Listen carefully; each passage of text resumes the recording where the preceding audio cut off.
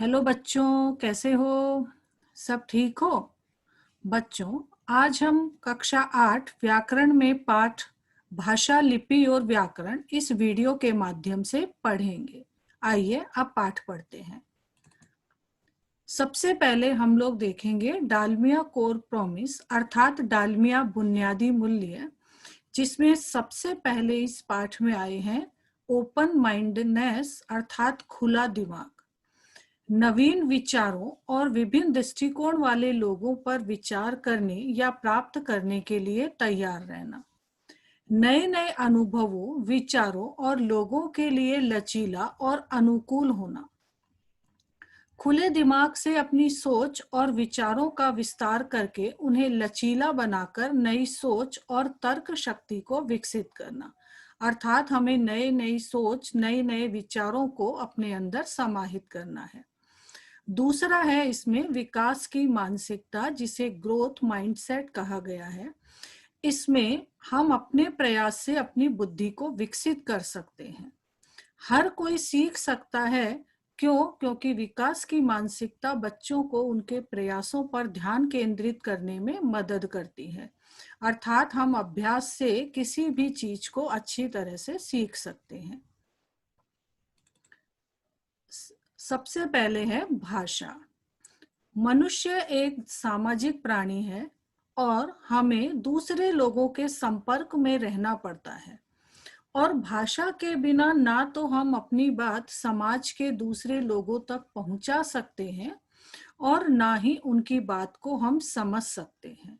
इस प्रकार से भाषा जो है हमारे मन के भावों और विचारों को प्रकट करने और समझने में, अर्थात हम एक दूसरे से जो विचार प्रकट करते हैं, मन के भाव प्रकट करते हैं, तो वो एक दूसरे की मदद करती है।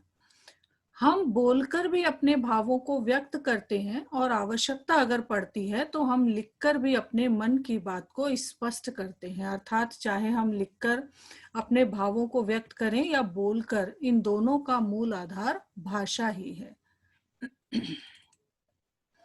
भाषा शब्द भाष धातु से बना है, जिसका अर्थ होता है बोलना अर्थात अभिव्यक्त करना। इस प्रकार से भाषा वह माध्यम है जिसके द्वारा मनुष्य अपने विचारों तथा भावों का आदान प्रदान करता है। भाषा के दो रूप होते हैं, पहला मौखिक और दूसरा लिखित। मौखिक भाषा, मौखिक भाषा का मतलब होता है मुख से कही गई भाषा, अर्थात भाषा के जिस रूप से हम बोलकर या सुनकर अपने विचार प्रकट करते हैं उसे मौखिक भाषा कहते हैं। जैसे वाद विवाद करना, कहानी सुनाना, वार्तालाप करना, कविता पाठ करना, मोबाइल पे बात करना। इसके उदाहरण देख लीजिए। मैं पापा से फोन पर बात कर रही हूँ, नानी बच्चों को कहानी सुना रही है। अर्थात मुख से कही गई जो बात है वह मौखिक भाषा के अंतर्गत आती है। दूसरा इसका रूप है लिखित भाषा, अर्थात लिखी गई भाषा। जब भाषा के जिस रूप से हम लिखकर या पढ़कर अपनी बातों को, अपने मन के भावों को, अपने विचारों को स्पष्ट करते हैं, उसे लिखित भाषा कहा जाता है। इसके रूप हैं जैसे लेख लिखना, कहानी लिखना, संस्मरण लिखना, एसएमएस में हम लोग अपने मैसेज लिखते हैं, या फिर ईमेल करना। इसके उदाहरण हैं जैसे बच्चे कहानी लिख रहे हैं या मैं पत्र लिख रही हूँ। तो यह भाषा का लिखित रूप है। अगला देखिए लिपि। लिपि अर्थात होता है लिखने का ढंग, कि जब हम विचारों व ध्वनियों को लिखकर प्रकट करने वाले जो निश्चित चिन्ह होते हैं उनको लिपि कहते हैं।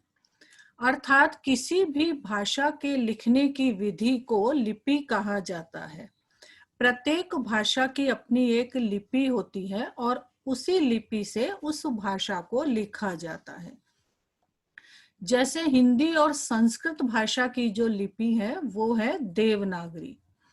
अंग्रेजी भाषा की जो लिपि है वो है रोमन। पंजाबी भाषा की जो लिपि है वो है गुरुमुखी। उर्दू भाषा की जो लिपि है वो है फारसी। अब देखिए, क्योंकि हिंदी भाषा की लिपि है देवनागरी, तो उसकी क्या क्या विशेषताएं होती हैं।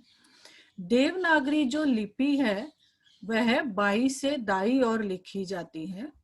प्रत्येक ध्वनि के लिए एक चिन्ह निर्धारित किया जाता है, चिन्ह निर्धारित है, और हर वर्ण का आकार समान होता है। हम चाहे कोई भी वर्ण ले लें, सभी का आकार समान है, छोटा बड़ा कोई भी नहीं है। और ये जैसी बोली जाती है वैसी ही लिखी जाती है, अर्थात जैसा हम लोग उच्चारण करते हैं वैसा ही इसको लिखते हैं। भारत में अनेक भाषाएं बोली जाती हैं, जैसे हिंदी, संस्कृत, पंजाबी, उर्दू, कश्मीरी, बंगला, उड़िया, तेलुगु, असमिया, सिंधी, गुजराती, बोडो, डोंगरी, मैथिली, कन्नड़, संथाली, मणिपुरी, कोंकणी, मलयालम, नेपाली, मराठी। इस प्रकार से भारत में 22 भाषाएं प्रचलित हैं और इन्हीं 22 भाषाओं को मान्यता भी प्राप्त है। हिंदी देश के अधिकांश लोगों द्वारा बोली व समझी जाने वाली भाषा है। 14 सितंबर 1949 को संविधान के अनुच्छेद 343 के अनुसार हिंदी को राजभाषा घोषित किया गया। तभी से 14 सितंबर को हम प्रति वर्ष हिंदी दिवस के रूप में मनाते हैं। सीमित क्षेत्रों में बोली जाने वाली भाषा के रूप को हम बोली कहते हैं, अर्थात स्थानीय व्यवहार में अल्प विकसित रूप में प्रयुक्त होने वाली भाषा बोली कहलाती है। जब बोली का क्षेत्र विस्तृत हो जाता है तो वह उपभाषा कहलाती है, और जब उपभाषा का क्षेत्र विस्तृत हो जाता है तो वह भाषा का रूप ले लेती है। तो इस प्रकार से भाषा बोली और उपभाषा का ही विस्तृत रूप है। अब देखिए व्याकरण। भाषा को शुद्ध रूप में पढ़ना, लिखना और बोलना सिखाने वाला जो शास्त्र है वह व्याकरण कहलाता है।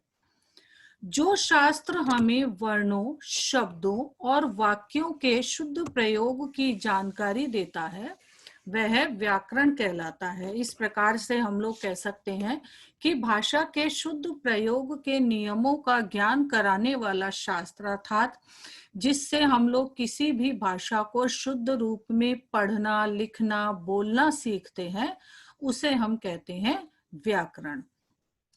जैसे उदाहरण देखिए, 5 आदमी उधर जा रही थी। अब ये सुनते ही हमें लगता है कि नहीं, यह गलत है, तो इसका शुद्ध रूप हमें व्याकरण के माध्यम से ही पता चलता है कि इसका शुद्ध रूप होगा 5 आदमी उधर जा रहे थे। तीनों लड़कियां खाना बना रहे हैं, तो यह गलत है, हमें सुनकर ही लग रहा है कि यह गलत है, तो इसको शुद्ध रूप इसका क्या होगा, तीनों लड़कियां खाना बना रही हैं। यह जो व्याकरण है वह भाषा को एक रूपता प्रदान करता है, अर्थात एक जैसा हम लोग लिखते और बोलते हैं। भाषा को शुद्धता प्रदान करता है और उसे सुदृढ़ता अर्थात मजबूती भी प्रदान करता है। फिर देखिए, व्याकरण के 3 विभाग या अंग हैं। सबसे पहला है वर्ण विचार। वर्ण विचार में हम लोग वर्णों के आकार, उनका रूप, उनका किस प्रकार से उनको उच्चारण किया जाना है और किस प्रकार से उनका लेखन किया जाना है, ये सब हम इसमें पढ़ते और समझते हैं। दूसरा है इसका रूप शब्द विचार, जिसमें हम लोग शब्द के रूप, शब्द के भेद, उसकी उत्पत्ति और उसके प्रयोग का वर्णन पढ़ते हैं। तीसरा है वाक्य विचार, जिसमें हम लोग वाक्यों के भेद, वाक्यों के निर्माण किस प्रकार से किया जाता है, उनका प्रयोग किस प्रकार से किया जाता है, किन विराम चिन्हों का प्रयोग किया जाता है, वाक्यों में अलंकरण किस प्रकार से उनका प्रयोग किया जाता है। तो वाक्य से संबंधित संपूर्ण जानकारी हमें वाक्य विचार में मिलती है। बच्चों, मुझे उम्मीद है कि ये पाठ आपको समझ में आ गया होगा। जल्दी ही अगले दूसरे पाठ के वीडियो के साथ मिलते हैं। धन्यवाद बेटा।